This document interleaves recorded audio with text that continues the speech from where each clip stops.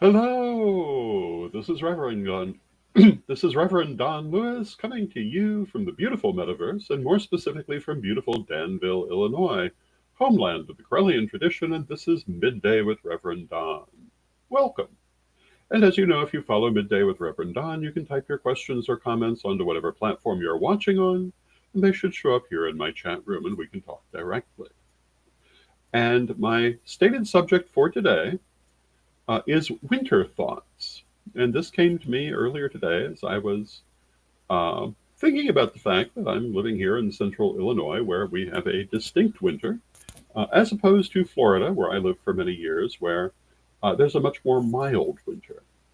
And what is the purpose of this? And I thought I would talk a little bit about that today. And hello to Nicholas in the chat room. It's good to see you, Nicholas. And Nicholas comes to us from Canada, where they definitely have winter.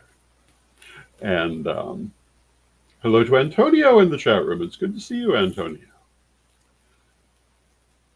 When I was being trained way back in the 1970s, a lot was conveyed through the idea of correspondence. If you've read my books, you should be familiar with the concept of isopsiphos, which is a kind of numerology where words which have the same numerology are considered to be a commentary on each other. Because they have the same numerology, they're thought to share characteristics. This is the same idea as correspondences, that things which have shared characteristics have shared meanings and shared qualities. This is the idea behind sympathetic magic. It's the idea behind an awful lot of metaphysics. So when we talk about the idea of winter, we're talking actually about, or I'm talking about a number of things. And hello to Reverend Ed Carr in the chat room. It's good to see you, Ed. I'm talking about winter, the season. I'm talking also, for myself, the direction of the north, the element of earth, the nighttime as opposed to the daytime, and many other correspondences. And what do these all have in common? Well, they're all basically, for most instances, a time of rest. And when I think about winter, particularly here in the north, where we have a very distinct winter, I think of it as a time of rest and a time of inward turning. And hello to Debbie Jeffries in the chat room. It's good to see you. It's a time for us to reflect, a time for us to consider our lives, our past and our future. During the summer months, we're busy doing. And of course, we're still doing in the winter. And that was always true. But we have a lot more time for reflection during these months. And the religious observances that we celebrate at this time have a lot more to do with our inner nature, a lot more to do with vision and magic and inspiration and realization and integration. And this is a very important part of life. And again, if you've read my books, you'll know that my teaching about the elements is that while we may talk about air and fire and water and earth, these are symbols for qualities that we're really talking about. And they might be described as inspiration, action, reaction, and integration, or in many other ways. But they're not as simple as physical elements. And when we come to that final one, integration, it is the end of one cycle and the beginning of another, and it's very important. Where exactly you place the end of the cycle and the beginning of the new cycle varies according to your cultural background. Some people will see the day beginning at sunset, others at sunrise. Some will see the year ending with the start of winter, others in the middle of it, some in the spring, some in the fall. Things like that are very, very variable. But the general process by which a thing begins, expounds, has its effect, and integrates, in my mind, is fairly universal. And that period of integration is necessary before new growth can occur. Now, why am I talking about this today? I mentioned, it's winter. Today, here in central Illinois, it's 55 degrees. So it's a comparative heat spell compared to what it was just a few days ago when it was like 11 or 17. So it's quite warm today, but it's still winter. But actually, I'm thinking more in terms of this year and the coming new year. And as you know, I've been talking all year long about Project 2025, about the various political um, changes which are taking place and what they mean for our pagan community.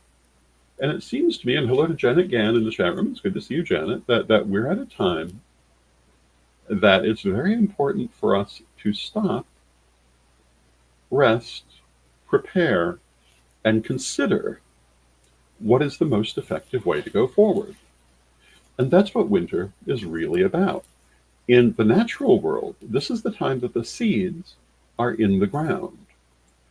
In northern climes, they're often covered by snow to keep them warm, which is what snow is really about. Um, Snow helps to insulate the earth and um, to help to preserve that life to return in the spring. And it has that effect on us as well. Introspection has that effect on us as well. And taking time to consider our actions has that effect on us as well. It preserves our future life for when it emerges into action. So, at this time, we really need to be looking at our lives, at our society, and at what we hope for the future. Um, there are all kinds of different people with all kinds of different hopes. And who are we to say that anyone's hopes are more legitimate than anyone else's? I'm not going to say that. I will say that I naturally root for my own hopes more than anyone else's. Um, but that doesn't mean theirs are illegitimate. It just means that I know what I need to thrive in the world. And I desire those things without negative feeling toward anyone else. But, I want to have the same legal and social rights as any other person. And I think that basically we all should. And I naturally focus on that primarily in the terms of our pagan community and also the LGBT community, since I belong to both of these. And in a wider sense, all marginalized communities, because um, to um, to reference Benjamin Franklin, if we don't hang together, we shall surely hang separately. Um, I think that it's very important to have a society which has equal rights for everyone. Now, not everybody agrees with this, and we can see that very strongly in recent years. And where are we going as a society? Well, I don't think we really know at this time, because there are so many different energies involved. One of the things I commented upon recently, the murder of the United Healthcare CEO, I compared it to the assassination of the Grand Duke Sergei just over 100 years ago. In that, a lot of people felt this was a terrible tragedy, that Grand Duke Sergei was a good person who had done good things, and his death and the effect on his family were very unfortunate, which certainly at one level is true. At the other level, it was a big red flag for the aristocracy of Imperial Russia that they really needed to adjust some things. and they totally ignored this. No one at that time,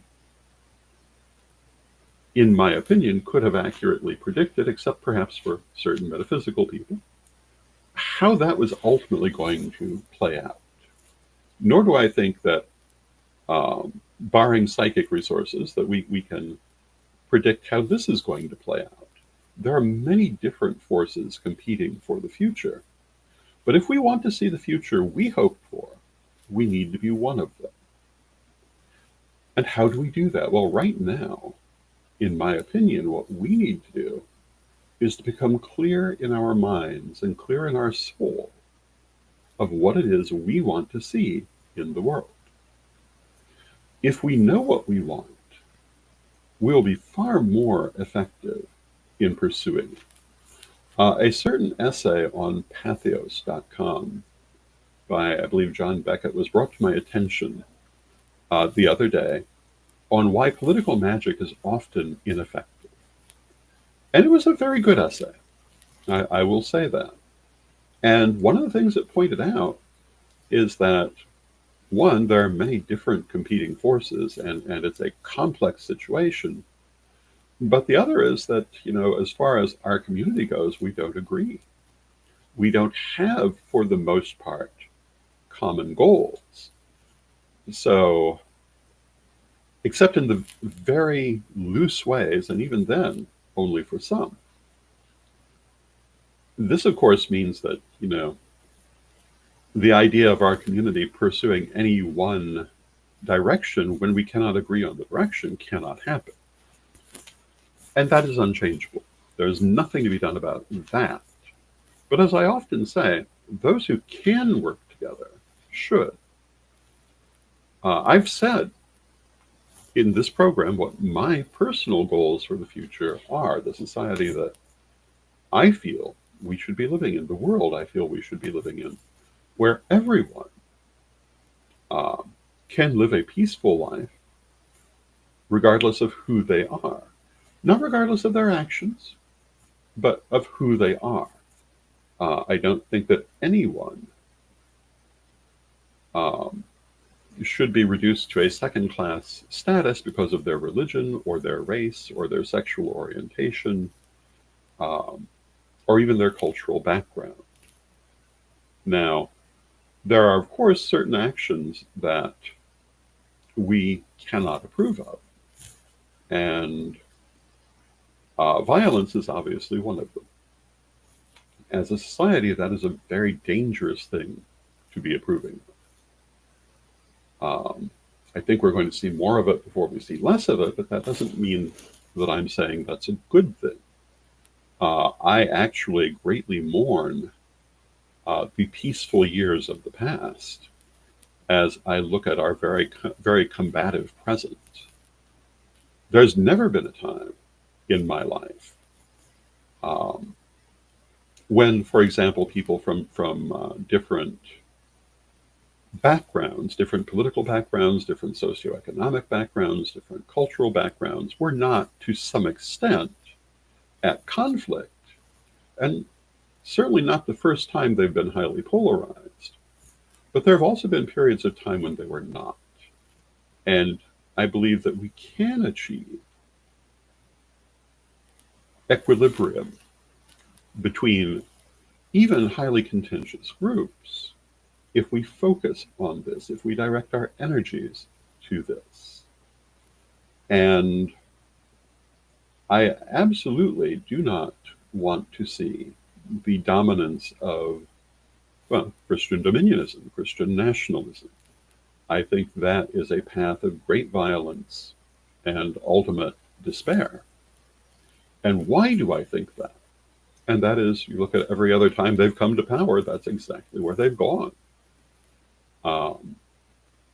You can look back to the English Civil War and see how that played out. You can look back to other times these people have taken power in this country or other countries and see the road they tend to go down.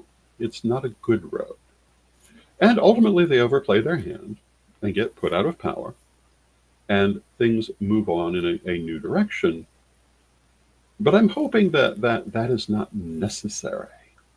And hello to Jade Willow in the chat room. It's good to see you.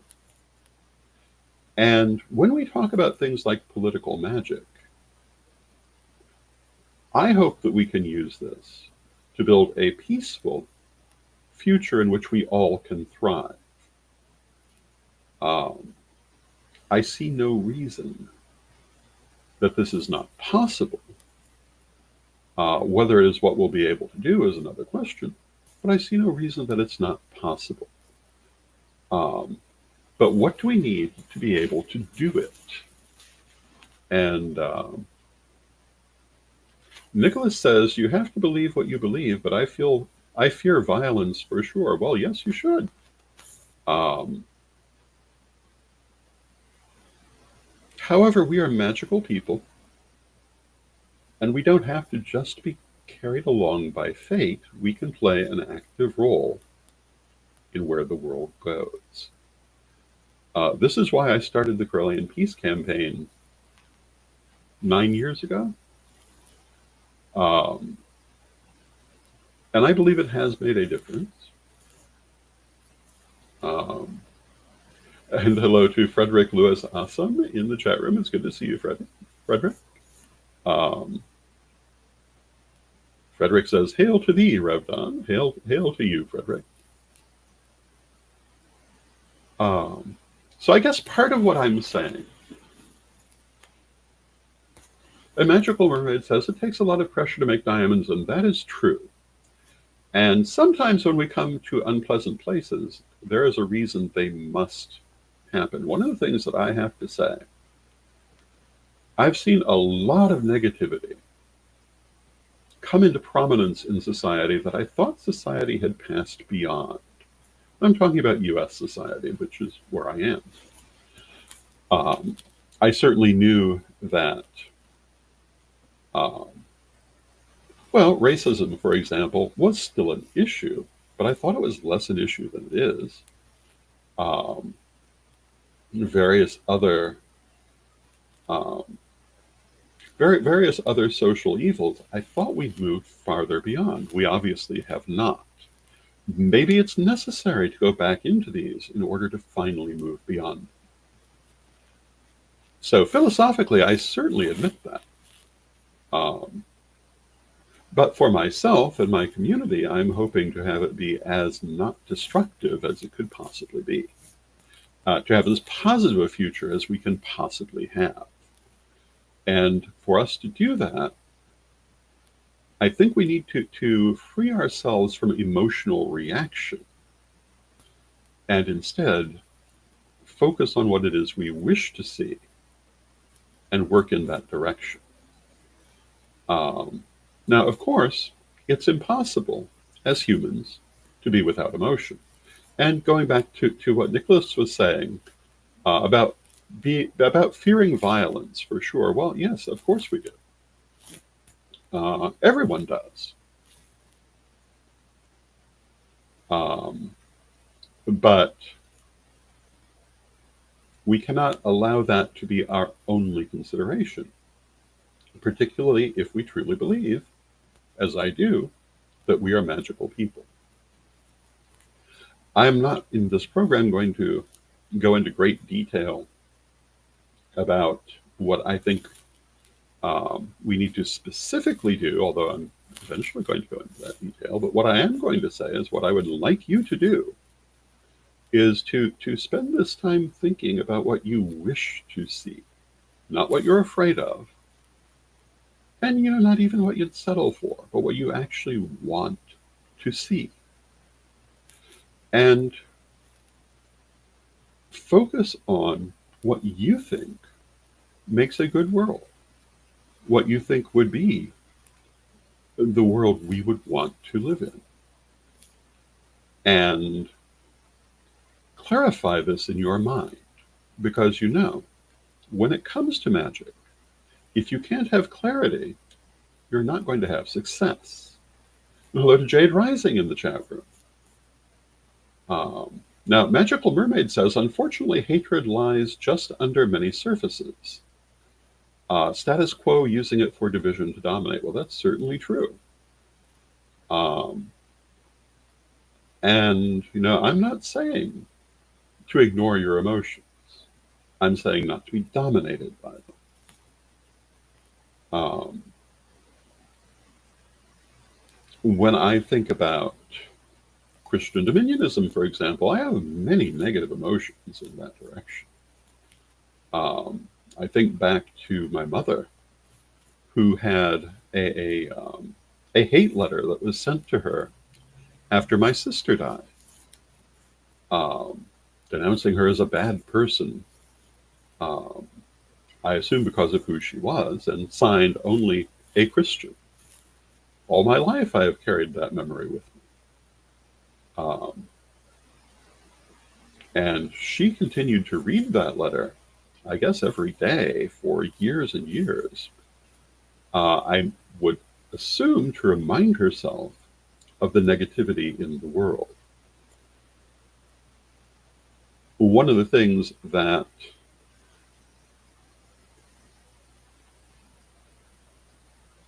we cannot escape is that there is much negativity in the world.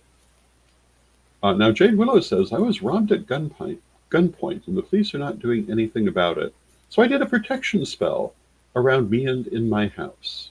And I think that's exactly the kind of thing I'm talking about. We're magical people. We have resources at our conscious fingertips that others don't. Now, everyone is magical, but we are consciously magical. We should be using the skills we have. I'm very sorry to hear that you were robbed. That's a terrible thing. But I'm very glad to hear that you took this very practical response to it. Not simply giving in to fear, but using your magical ability to cast protection around yourself. And I think you'll find that that will be effective. I have often used magic for purposes of protection. Um, even for example, in I think I spoke the other day about a car accident I was in some years ago where I was T-boned in the side of my car. And in that moment, I was able to use magic for a good result that I don't think would have happened without it. Um, as it was, I had no physical um, bad effect from that accident, but where they originally were hitting, I don't know that that was going to be the case. Magic is a real thing. It makes a real difference. And I would say that, and Nicholas says you can manifest that the robber gets caught. And yes, you can. Um, Magic, if you're truly studying magic, it needs to be more than just something you read about. It needs to be something that you do. That's the point of studying magic. And I've often said that if magic can't help you when your car is skidding off the road, there's no point to it. But I know from experience that it can. And whatever situation you find yourself in, using these skills is beneficial. So as we go into winter, and we're into winter, but as we go through winter, if we stop and think about what it is that we wish to leave behind with the old year, wish to bring in with the new year, what we wish to manifest in the world, and then we put our manifestational ability behind it, we will be in a better place. Now, um, Ed the Pagan is planning a major Black Moon ritual at the end of this month, and I hope that you will join us for that. I will be part of it, and it is part of this same idea. Um, and as we go into the new year, the new calendrical year, as we go into a politically changing world, we need not to go simply as passive spectators, but as what we claim that we are, magical people. Hello to Steve Taylor in the chat room. And Steve Taylor says, hello and happy Monday. And happy Monday to you. Happy Monday to everyone. We are magical people, and this gives us abilities that we should be using. And so often in my life, I've seen people who study and practice magic, when they come to an actual problem, simply become a passive reactor to that problem. That is not what we should be doing. We should be taking a positive and active role in the future that is coming to us. We have the abilities, we have the techniques. We need to make sure we also have the knowledge of what it is we want to see. So again, my request to you is think about what you want to see in the world. Think about the world you want to create so that you can better do so. With that, it's time for us to have a word from our sponsors. Why? Because we love our sponsors. And here we go.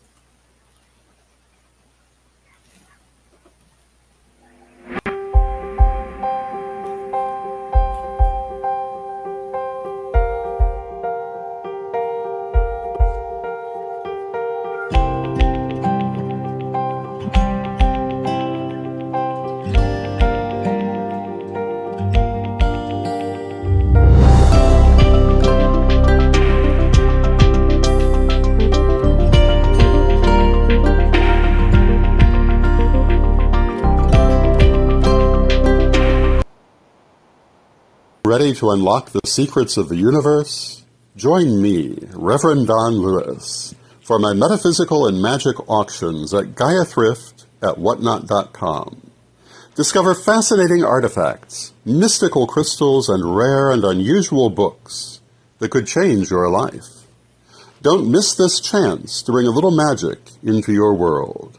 Rev Don's Metaphysical and Magic Auctions, where the extraordinary can become yours. And thank you to our sponsors, Equinox Learning Hub and Rev Don's Metaphysical and Magic Auctions. And thank you for joining us today. And Jade Willow says, magic runs in my family. Well, magic runs in my family too. And, I was talking the other day about my great uncle George, which is not a magical story, but it's an interesting story. He was one of Abraham Lincoln's most famous clients, George High.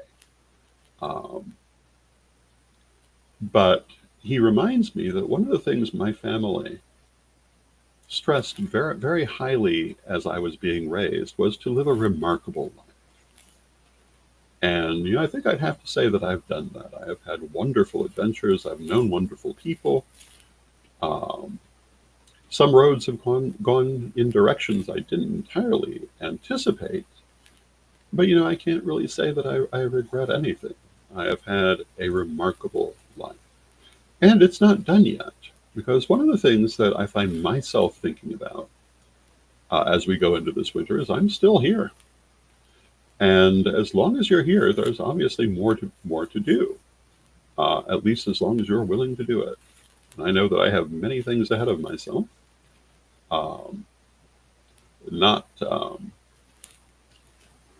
Not quite the same energy I had when I was 20 or 30 or 40, but on the other hand, the energies I have are a little more mature, and there's something to be said for that.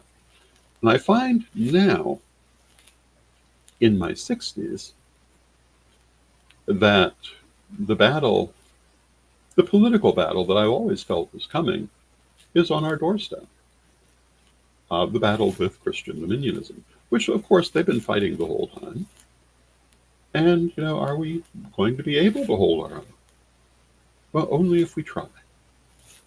And now Nicholas says, have you ever written a book about your travels? I have not, but it's on the list. And I am thinking that would be a good book here in the future.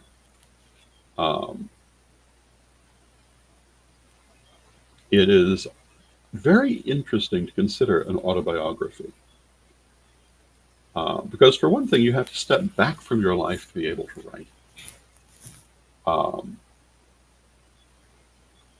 and I guess in my mind, one of the things that's caused me to not write that much about myself is I've always thought of an autobiography as being like the last statement on your life. But I realize many people have written several at different points in their life. I think Betty Davis had 4 or 5 of them during her lifetime.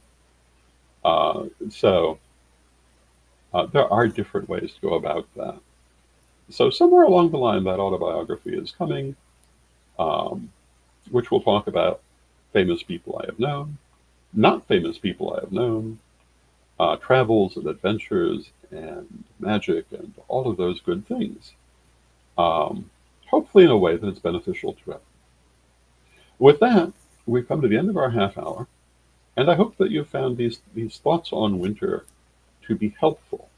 And again, this is the time for us to look within ourselves, to look at where we're going and make sure that we're going where we want to go, not just to passively go down the road. Um, so, with that, I thank you for joining me. I'll be back tomorrow, and let us close with our prayer as we always do. Divine Mother Goddess, Divine Father God, beloved ancestors, we thank you for all that you do for us in our lives, and we ask you to continue to be with us and guide us as we go forward and help us to see what it is we wish to manifest in the world, and then help us to manifest it. Help us to be the change we wish to see, and help us to make the future we wish to have. Beloved Mother Goddess, beloved Father God, beloved ancestors, we thank you with great love, knowing you're always with us. We thank you for your presence, and may you be blessed now and always. And I thank you for your presence. May you be blessed now and always, and I'll see you again tomorrow.